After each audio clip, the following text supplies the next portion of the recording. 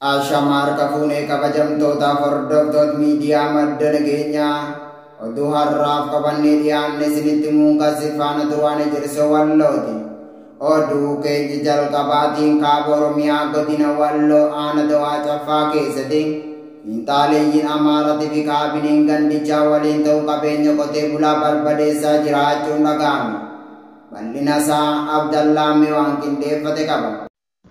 Walloo keessatti qabeenya qotee bulaa barbadeessuu fi dararaan akkaan hamaa ta'e gaggeeffamaa jiraachuun beekame. Kaaba Oromiyaa godina Walloo aanaa Dawaa Caffaa keessatti qabeenya uummataa barbadeessuu fi badii takka malee uummata Oromoo irratti gochisu kanneessaa raawwatamaa akka jiru maddi keenya madda nageenyaatti guyyaa kaleessaa aanaa Dawaa Caffaa ganda Gobayyaa jedhamu keessatti kaabinoonni gandichaa buchullee fi humni shiftaa Amaaraa waliin ta'uun qabeenya qotee bulaa uummatu keessa hin jirre barbadeessaa kan oolan yoo ta'u ganda keessa deemuun dallaa namaa diiguun biqiltuu garaagaraa kanneen akka maangoo, zayituunaa, baargamoo yookaan baarzaa fi boqqolloo fi kan kana fakkaatan miidhaan qotee bulaan waggaa meeqa itti dadhabe oomishate keessa deemuun barbadeessanii loon dheechisaa yookaan nyaachisaa akka oolan jiraattonni onichaa madda nageenyatti himani.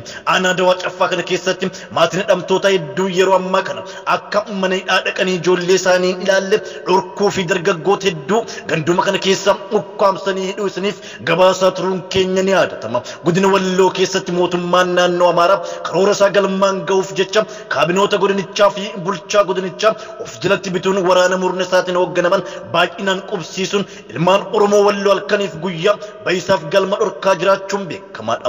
Akka jiraattonni onicharraa deddeebiin keessoon nuuf dubbisan jiran jedhanitti waraanni yeroo ammaa kana nurratti buufamee kaabinoota godinichaa qabatee uummata dararaa jira jechuun dubbataa jiru. Gochi sanyii duguuggaa ilmaan Oromoo irratti raawwatamu cimee itti fufee jiraachuun beekame. Guutuun gabaasa kanaa akka itti aanutti isiniif dhiyaata.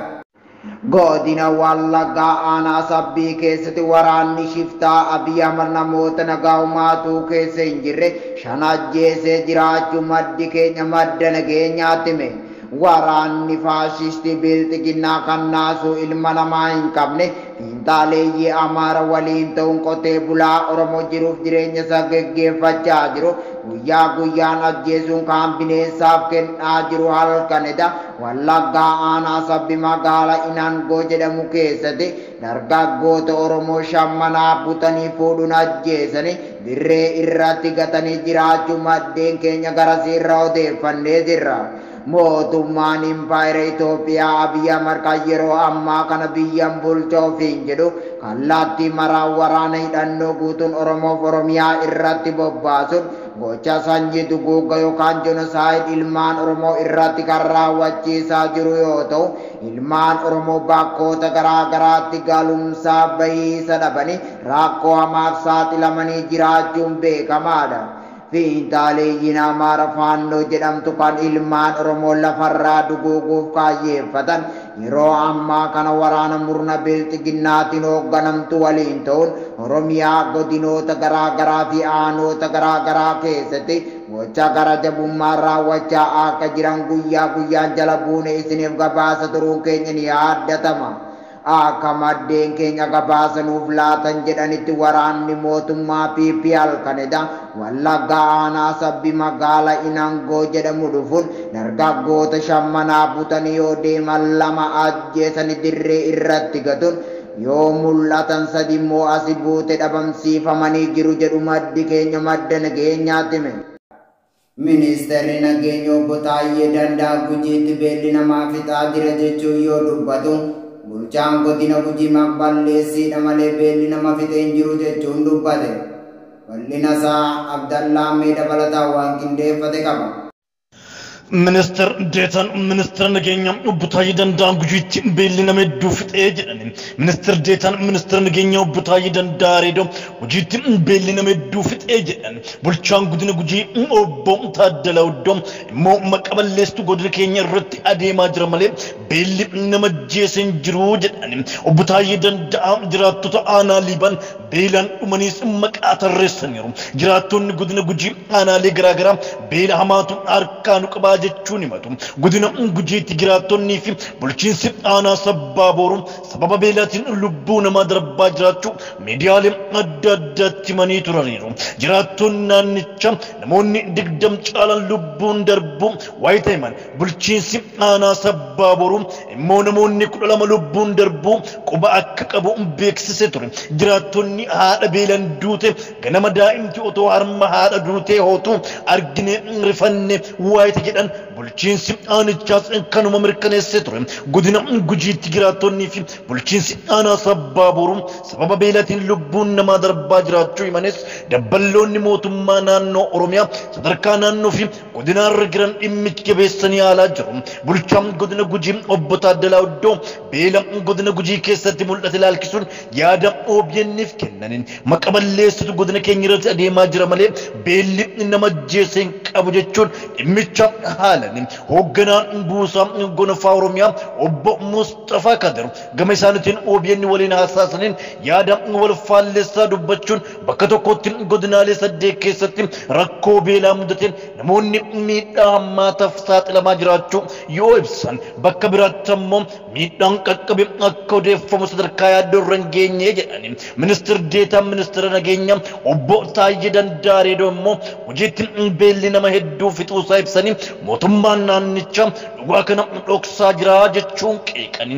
Ministeerri deetaan ministeera nageenyaa obbo Taayyee Dandaa dabballoonni mootummaa naannichaa gadadoo uummanni keessa jiru dhoksuuf yaalaa jiru ittiin jedhe dhimmi beelaa xiyyeeffannoo akka dhabuuf gareen mootummaa mandheeffatee hojjechaa jiru akka jiru barreeffama gabaabaa fuula Facebook isaanii irratti barreessaniin ibsani. Silaa sabaaf otoo naatoon jiraate har'a ajandaa kana dursuu hin jiraatu ture kan jedhan obbo Taayyeen iyyanni addunyaa gargaarsa kadhachuun dirqama akka ture dubbatani. Garuu ogeeyyiin shira isaa dhiisee kofla taphatti oole jechuun aangawoota mootummaa cimsanii qeeqaniiti jiru. Obbo Taayyee Danda'a barreeffama gabaabaa Facebook isaanii irratti barreessaniin gareen mootummaa keessa mandheeffachuun beela uummatatti qoosuuf gabaasa sobaa dhiyeessuun miidhama uummatatti qoosuu jiraachuu akeekuun jiraattota aanaa Liiban beelan dhumanis maqaa tarreessaniiru. Beelan kan lubbuun darbe aanaa sabbaa boruu qofatti miti kan jedhan obbo Taayyeen aanaa Liiban ganda laga Guulaattis namoonni maqaan isaanii Qalloo Dooyyoo Garbicha, Biiftuu Kiyyaa Gabaaboo, Xaanxee Muhammad Guyyoo, Boruu Godaanaa Jaldeessaa, Hasan Waariyoo Guyyoo, Alii Dhaddacha Jaatanii fi Nasiiboo Katambalaa Murquufaa beelan dhumanii jedhan. Beelli kun aanaalee biroo keessas akka jiru ministeerri deetan ministeera nagaa obbo Taayyee Danda'a kan himanii jiru. Pireezidaantiin Oosaa Dr. Eebbisaa Raggaasaa turtii Oromiyaa elebe waliin taasiseen Jawaar Muhammad maaliif affeerraa sanirraa akka hafe dubbatee jira. Bal'ina isaa dabalataan akkatti aanutti isiniif dhiyaata. Pireezidaantiin Oosaa turtii Oromiyaa elebe waliin taasiseen Jawaar Muhammad maaliif akka Oosaa irraa hafe sababbii jiruu fi haga tokko dhiyeessuuf yaalee jira.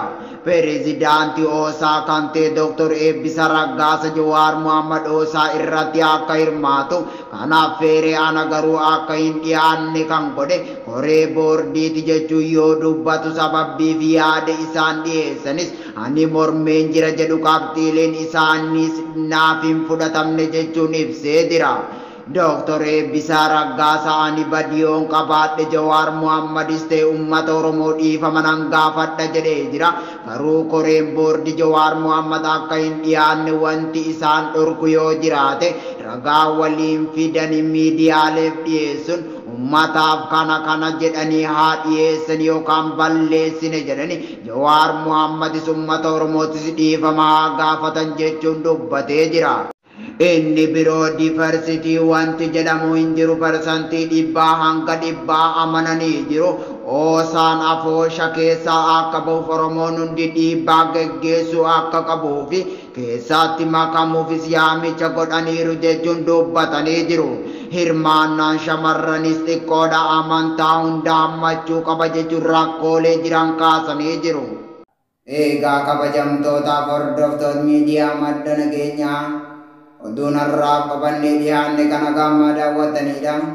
Qophiilee madda nageenyaa fan daawwachuu barbaadan Tiwiitara keenyaa fi yuutuubii keenya jala dhaqaa isiniin jecha akka waan nu waliin turtaniif galatooma.